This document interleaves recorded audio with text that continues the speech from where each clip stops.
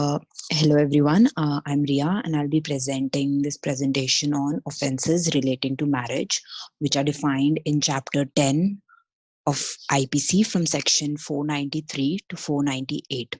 So under this section, under this chapter, there are four types of crimes that are mentioned, that are mock or invalid marriages that are defined in section 493 and 496. Second is bigamy, that is section 494 and 495. Third is adultery, section 497, and the last one is criminal elopement, section 498.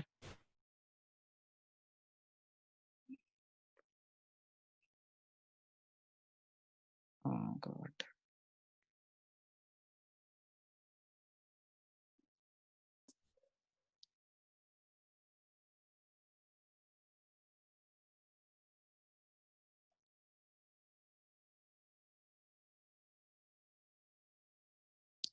So the first section which we will be talking about is section 493 IPC, that is cohabitation caused by a man deceitfully inducing a belief of lawful marriage. So basically in this section, we'll talk about when a man causes deceit to a woman who is not his wife, but makes her to believe that she is his wife and has sexual intercourse with her in that belief. So basically, suppose there are two peoples, A and B. A is a man and B is a woman. It does not matter if the man is married or not married, and same with the women if she's married or not married. So जो A है वो B को ये convince करता है that he is her husband and you're my wife and has sexual intercourse with her in this belief.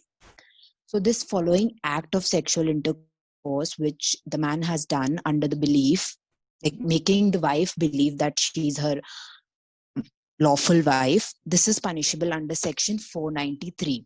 Here deceit. So the basically the offense, the essence of this offense is false belief of legal marriage and sexual intercourse, and only the male can be the accused here.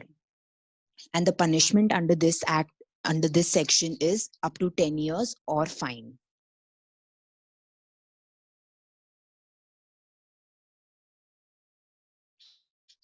And the next section that is related to mock marriage or illegal marriage is section 496 IPC, which defines marriage ceremony fraudulently gone through without lawful marriage. Here, the accused knows that there is no valid marriage which will be affected, but still goes through all the marriage ceremonies dishonestly with a fraudulent intention. So here, what happens? Suppose there are two people, A and B, man and a woman. So and B has a father F. So both of them did sorry. So there are two people, A and B, and B has a father F who has said ki if she gets married by the age of 22, she'll get all the property of his father. So the woman, with this dishonest intention, she asks A to marry her. So here, she will be liable under this section 493 IPC because क्योंकि यहाँ पे उसके मन में ये dishonest intention था कि उसे पता है कि ये शादी सिर्फ इसलिए है ताकि उसे वो प्रॉपर्टी मिल सके. So here B will be punished under this section. So the basic difference between 493 and 496 is under 493 only the male can be the accused, female cannot be the accused because it is done for the purpose of sexual intercourse. And under 496 both male and female can be punished. And under 493 the sexual intercourse is necessary, but under 496 it's not necessary, only the dishonest intention is necessary. Yeah, and the punishment here is imprisonment up to 7 years or and fine.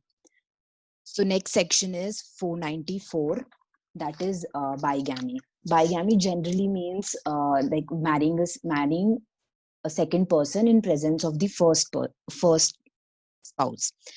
So in general, when a person is already married and his or her partner is alive, then the marriage again to some other person is void. So basically, the second marriage is void. And bigamy is an offense only if the first husband or the wife is alive.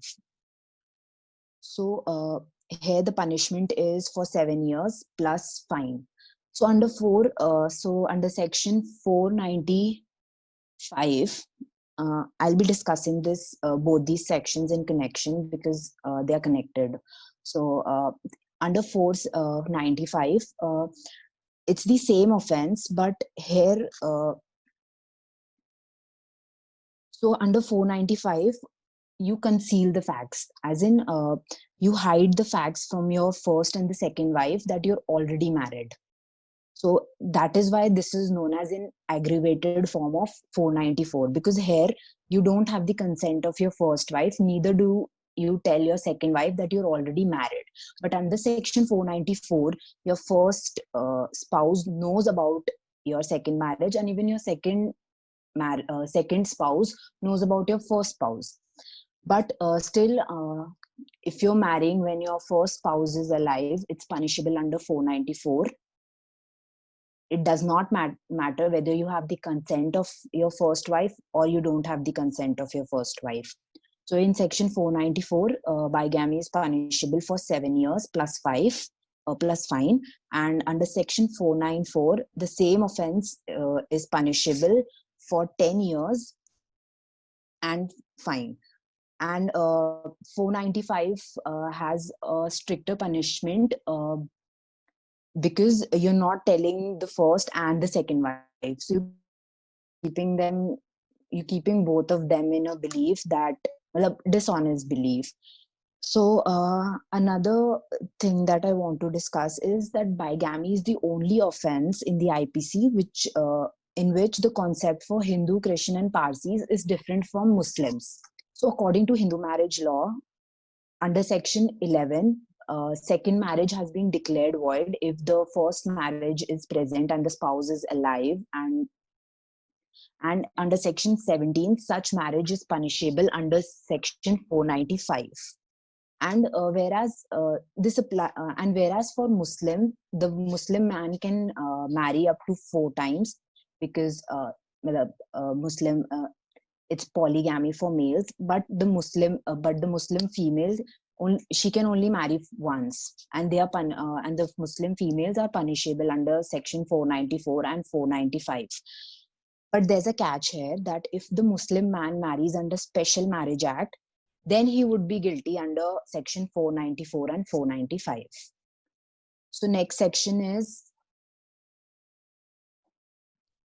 also religious conversion for contacting second marriage is also bigamy. Uh, this means that if you're converting from one religion to another, like if you're converting from Hindu to Islam, you will still be punishable under 494, because you cannot convert just for the sake of marrying more than once. So in Sarla Mugdalan Union of India 1995, the Supreme Court held that a man who had adopted Islam and renounced Hindu religion marries again without taking divorce from the first wife, then such marriage is not legal and the person shall be punished under section 494 for committing bigamy. So the next section is 497, adultery. So adultery is an offense which is committed by a third person against the husband in respect to his wife, and of which a man alone can be held guilty. So in short, it's having sexual intercourse with the wife of another man without the consent of the husband. So suppose there are three people: A, the husband; B, the wife; and C, a random person who makes sexual intercourse with the B, wife of A. So here the sexual intercourse is with consent, so it's not rape. And so here this C has performed an so here in this situation, C has performed adultery against A, the husband. So the accused here is C, and C will be punished. B, who is the wife, she can neither be the abettor and she has no liability at all. So but the husband can take divorce on this ground. So the punishment was up to 5 years or fine or both. But in the recent judgment of Joseph Shine versus Union of India, it was uh, it was held that this it was section 497 was scrapped away, because if the husband had sexual intercourse with some other woman, the wife couldn't press charges for adultery against the husband. So this section was held to be unconstitutional, and it promotes discrimination for and it violates section 14, 15, and 21 of the Constitution. Hence, the Supreme Court scrapped this section, and adultery is no offense, but it is only a ground for divorce now. So the last section is section 498 IPC, which states enticing or taking away or detaining with the criminal intent a married woman. This section says the accused takes or entices away wife of another man and then detain her through this allurement for sexual intercourse, even when the accused knows she's wife of another man. So in this section, what happens? So supposedly there are three people, A, B, and C. A is the husband, and B is the wife, and C is the random person. So the C here knows, which is who is the random person. So sorry. So he knows that B is the wife of A, and he still entices and takes away B out of the care of A for developing an illicit relationship with her. So here the even if the sexual intercourse isn't done yet, but but just because the C has allured A's wife, and took her out of A's care, he'll be punishable under section 498 IPC. So also the punishment here is up to 2 years or fine or both, and the wife cannot be punished as in better under section 498 IPC. So yeah, thank you.